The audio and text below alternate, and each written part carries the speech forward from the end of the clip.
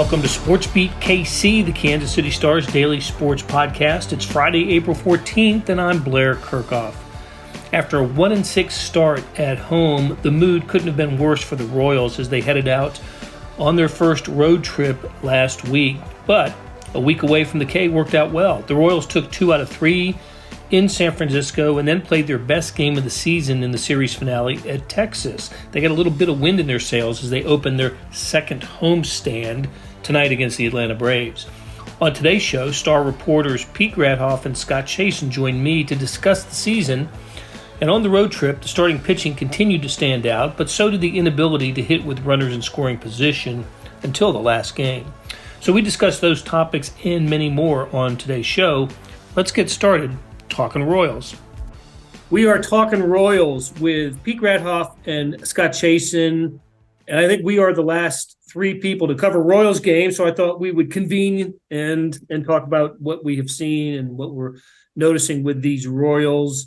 And let me start off by saying right off the bat that we're going to dispense with this because this is posting on Friday and we're recording it on Thursday, and we're going to dispense with the don't worry about saying yesterday or tomorrow or something like that. Just say what you need to say and make it easy on yourselves. And one more proviso here. I'm still sitting in a hotel room, and outside my hotel room, there's some construction going on. And in the hallway on the other side of my hotel room, there's construction going on.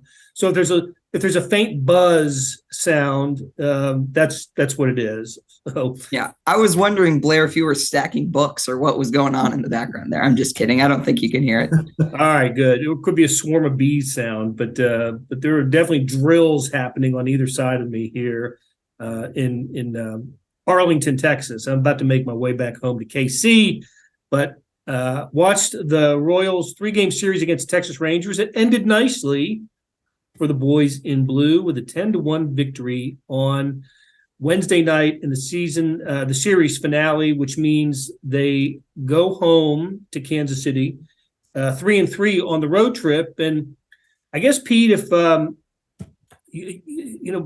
3-3 playing 500 on the road's the ideal, right? To have a winning record at home, break even on the road.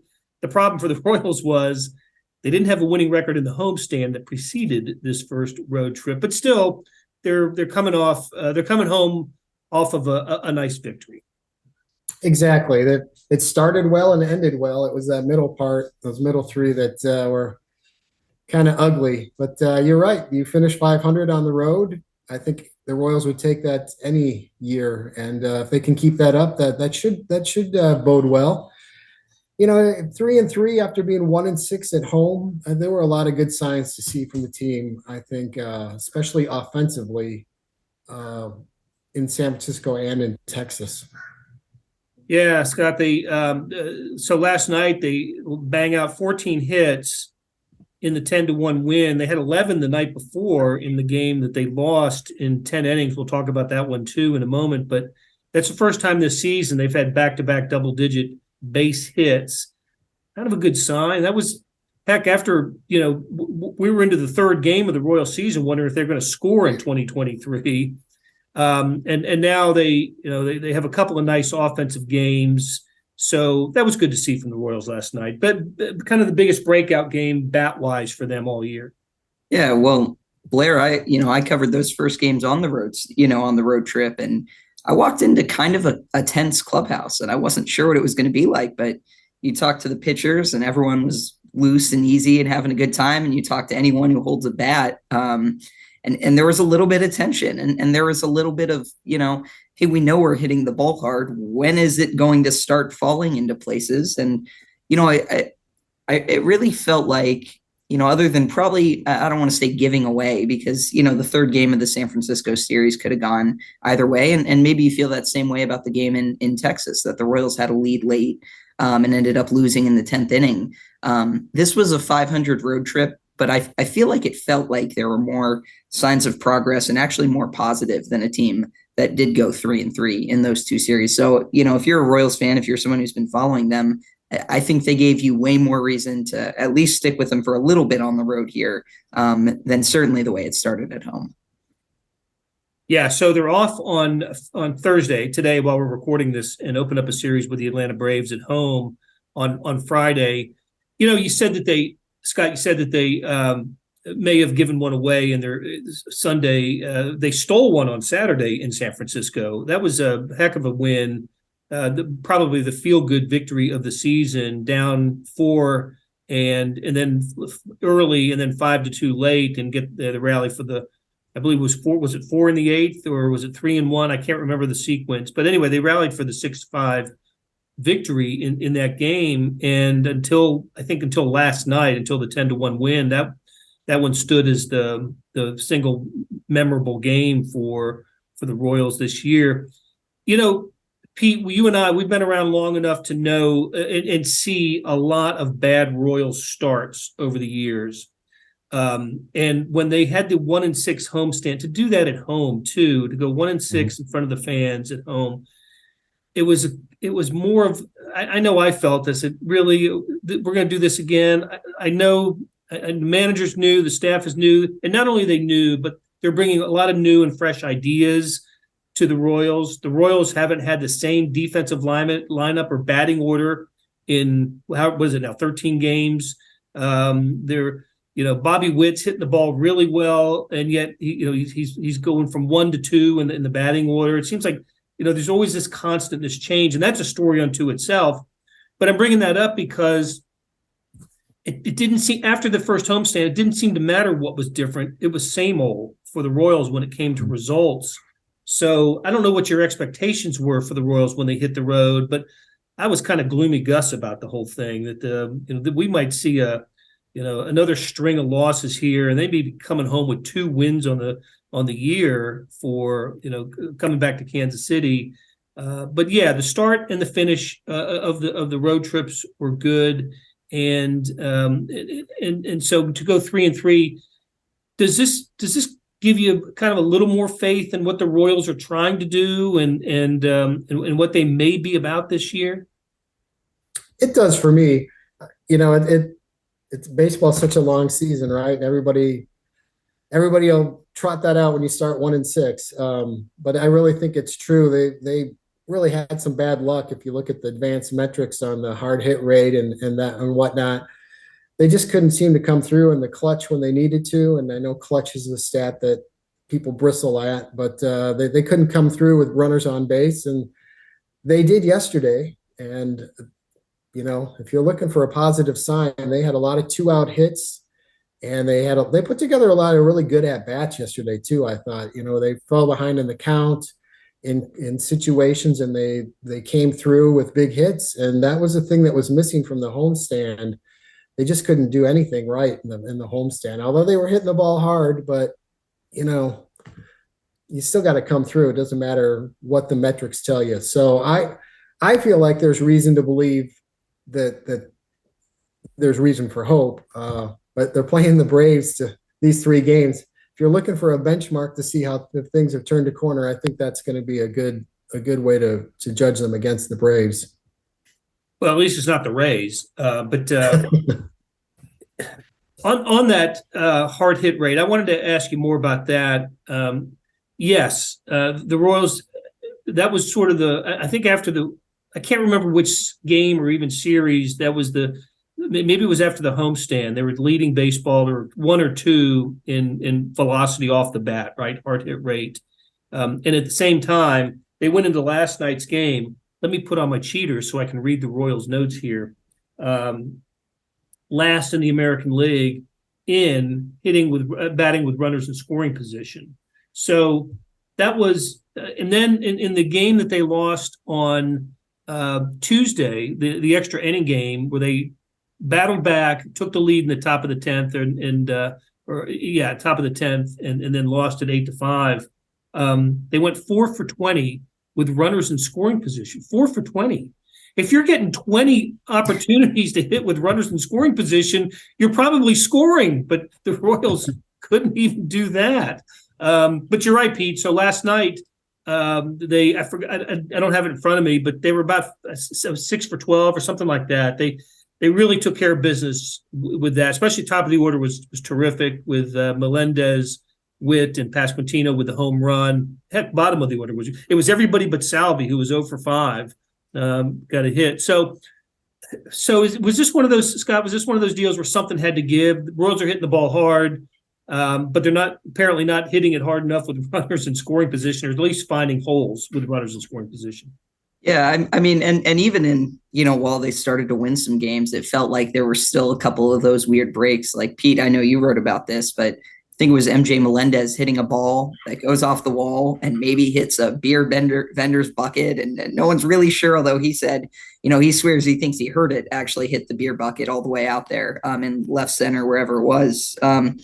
Yeah, it just felt like things were going to drop eventually. And I thought you both said something that kind of connects and ties together, and talking about, it is a long season. And when you start poorly, everyone is really quick to say, it is a very long season. Expectations for the Royals this year and still were also very, very low. And so I think, they were a team that really could have benefited both from a fan engagement standpoint and probably from a confidence standpoint inside a young and new clubhouse from starting a lot faster than they did. And I think that's why, like, this road trip ultimately to me was really, really important for them. And I think the Royals shared on social media something like coming home after a 500 road trip or something like that, which, on its face, that's kind of like a sad thing to be touting out if that's like the banner of your season. But I do think for a young team and a team that's just looking to figure out how to piece together some wins, how to get guys playing well at the same time, and then, maybe make a run at having a really good month or something, or, stringing together games where you feel really good about the young core and the young nucleus of their team. I think you saw the first step of that. And, I know we're going to talk about the pitching, but to me, that's been the one thing that, it was definitely a question mark, like everything coming into the year, but that's been the one to me that's really exceeded expectations, because even in the outings that haven't gone as well, like Blair, you wrote about Scott Barlow, or, I covered a game where Brady Singer actually gave up 4 or 5 runs, and talking to him after the game, he was thrilled with his performance. He was like, yeah, they hit a couple of them that they shouldn't, but other than that, the Royals were really satisfied. And by the way, they found a way to win that game, which is another, anytime you can win when you don't have your best stuff, you're still looking for those positives and okay, how can I be better now? So to me, it's all that part of it is really, really important. And it's important for them not to lose sight of, because I did mention the first day I showed up in San Francisco, you asked a question about the offense, and you had a lot of guys who were tired of saying that they're hitting the ball hard, and they were ready to talk about, oh yeah, I had 3 doubles yesterday or something like that. All right, so we are going to talk about the pitching, but let me I'll take you inside the clubhouse last night. The music was blaring. There was a ping pong table. The Texas Rangers visiting clubhouse, large enough to have a ping pong table in it.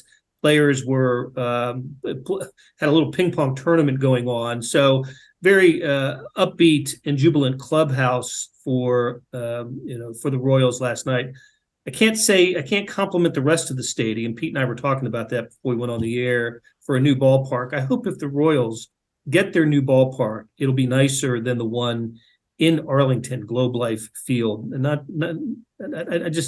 it looked like they tried to replicate Minute Maid Stadium in Houston and fell short in several areas. But that's beside the point. Anyway, all right, let's take a break. And when we come back, I do want to talk about pitching, which encouraging for the most part. But there was one big problem this week. All right, we'll be right back.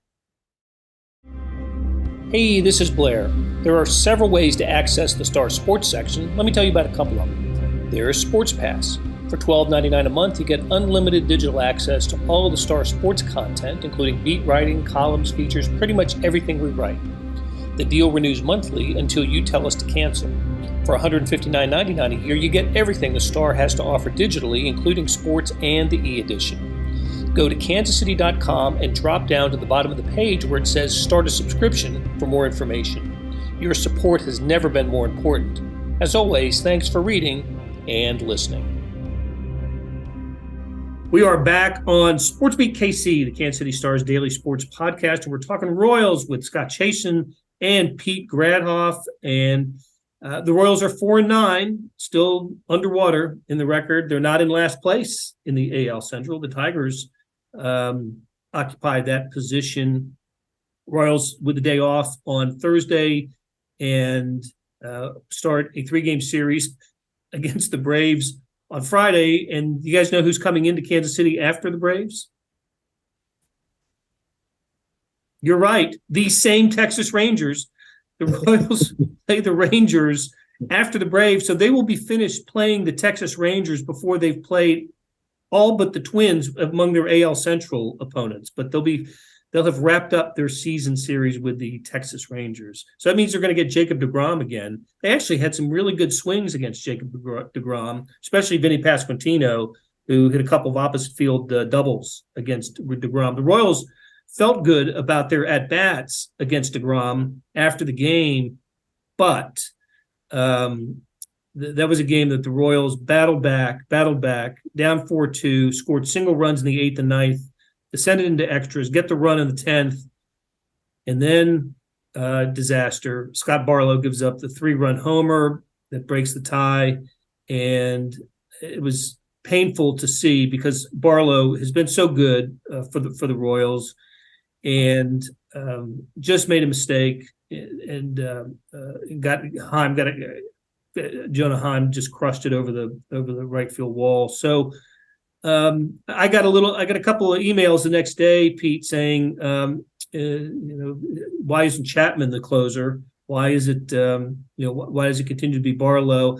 I don't think you can make a call after one instance, but if this persists, then maybe the Royals have something to think about with their closer. Yeah, I agree. I mean, it's good to have options. It is too early to make a move. Barlow's been so good, and you can't just bump him from that role after one outing. But Chapman's been unbelievable, right? He's just been incredible. And Scott wrote a great story about his success, but 5 games, 0 ERA, and he's got 9 strikeouts and 1 walk in 5 innings. And I don't think anybody expected that when the Royals signed Chapman after how things went last year with the Yankees at the end of the season. So he's been incredible. If he can keep that up, at the very least, very, very least, he'll be a trade chip at the deadline and a possible closer for him if they can kind of get back in the race with the expanded playoffs. Yeah, Pete, just to jump in, the other part of what you were saying, Blair, the reason why people might start wondering about Chapman is because it's Aroldis Chapman and because he's been so good. And because, I mean, even guys in the Royals clubhouse marvel, other pitchers about he throws the ball a little bit faster than everyone, or, even his off-speed stuff because of the velocity, because of the leverage, because of his, physical tools. It's a lot harder to hit.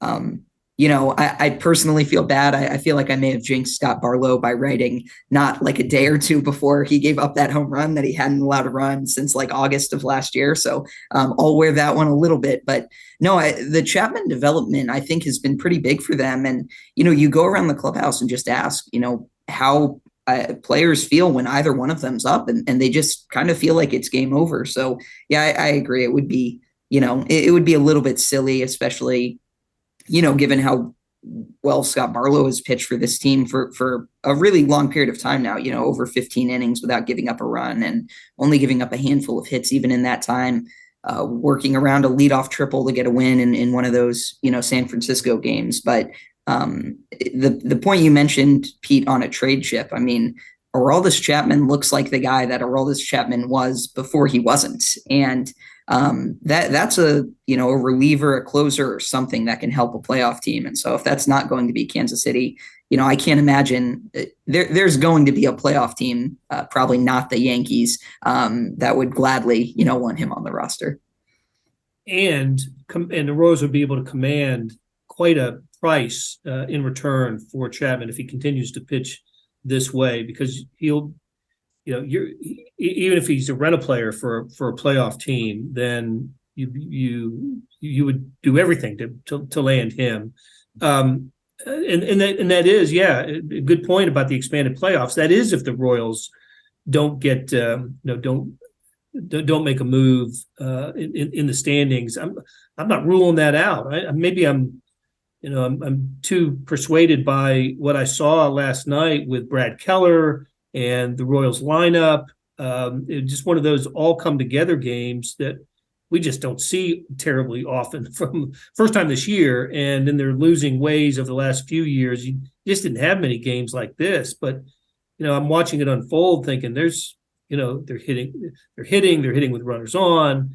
The Rangers don't seem terribly interested in this game anymore. And I've seen many times that's the Royals on that side of it. But anyway, it was as complete a victory as I've seen from the Royals in a while. And part of that was because of Keller and telling us after the game. Of course, this was a spring training story that he added a curveball to his repertoire and worked on it, refined it, and last night, and I guess in his previous starts, trusted it more than he has trusted it and has more confidence in it. He told us last night after the game that in warmups he couldn't throw a strike with his curveball, and in previous years he would have junked it. He would not have used the curveball in the game. And instead, he not only uses it, it becomes his best pitch in this victory over the Rangers. So, what a good sign for Keller.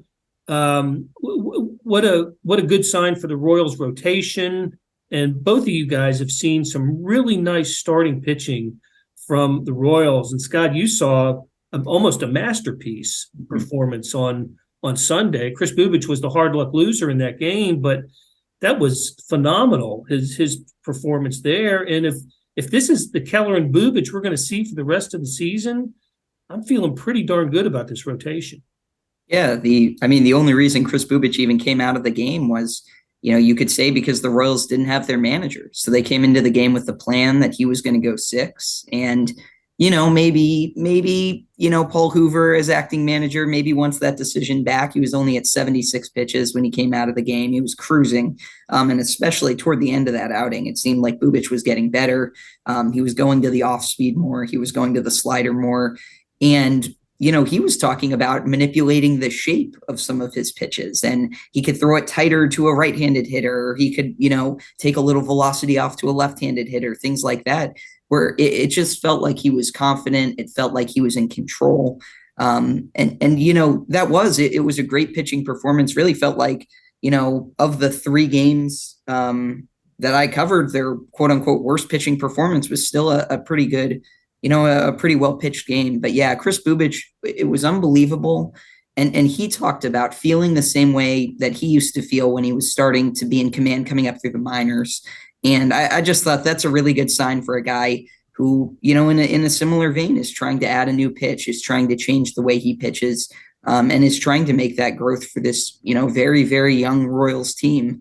If he continues to pitch like his first 2 outings of the year, the Royals are going to have an absolutely fantastic pitcher with him this season. Hopefully not to jinx him like I did Scott Barlow, but he's been pretty unbelievable to start the year. Bubic has been, I think, the big story. He was so frustrating to watch early on in his career the last few years, where he just every game, it seemed like by the 5th inning he was in the 90s in pitch count. For him he's only walked 1 batter so far, 13 strikeouts, 1.64 ERA. You're right, and it's only 2 starts, so you can't get too excited. But if he's turned a corner here and can slot in there behind Singer, who made a big jump last year, the rotation looks great. And Brad Keller is missing bats. A lot of strikeouts for him too. He was a really good starter there early on when the Royals got him as a Rule 5 guy from the Diamondbacks. And if he also, that's a pretty salty top 3. And you have Greinke, who's pitched well this year. I think the biggest story of the Royals at this point of the season, and it's only April 13th, it's not even tax day, but the starting pitching has been phenomenal. And that was a big question mark. It was a question mark. And even Jordan Lyles gave a gutty effort this week. He was the one that faced Jacob deGrom, and he kept the Royals in that game. It was 4-2 in the 7th, and then relievers kept it there until the 10th. But I remember when they picked up Jordan Lyles, I'm thinking, well, at least they got an innings eater here, right? They can get bridge the rotation from more effective starters, but but he's been okay. And listen, it's early, and the baseball cliche that pitching's ahead of the hitting early in the year. That's probably true still, and but we'll have to see. But Greinke threw game one here, and that was the 11-2 loss that the Royals had, and it wasn't his best stuff, but he battled through some. There was. It just seems like starting pitching is going to keep the Royals in games, and if this young lineup can continue to develop, Vinny Pasquantino's swinging a hot bat right now, and Bobby Witt had a really nice series in a ballpark that's just a few miles from where he grew up, so it was fun for him. And Pete, you had a nice story this morning about his dad catching a foul ball in the stands in last night's game. And even MJ Melendez came out of his little mini slump and hit the ball really well last night. So anyway, we covered that ground earlier. We've covered a lot of ground, and we're going to cover more ground with the Royals with Scott and Pete as the season goes on. But guys, I really enjoyed the conversation, and let's do it again soon. Blair, I can't imagine a better setup man than you, other than possibly Aroldis Chapman. That'll do it for today and this week on SportsBeat KC. Thanks to producer Randy Mason for putting together today's show, and to our SportsBeat KC staff of Monty Davis, Jeff Rosen, and Scott Chasen. Scott gets a second credit here, thanks to him and Pete Grathoff for sharing their insights. Morning Sports Edition loaded with baseball, NFL draft coverage, the NBA playoffs, the NHL, golf, so much more. Check it out at liveedition.kansascity.com. Thanks for listening, and we'll be back soon with another SportsBeat KC, where we talk sports in Kansas City every day.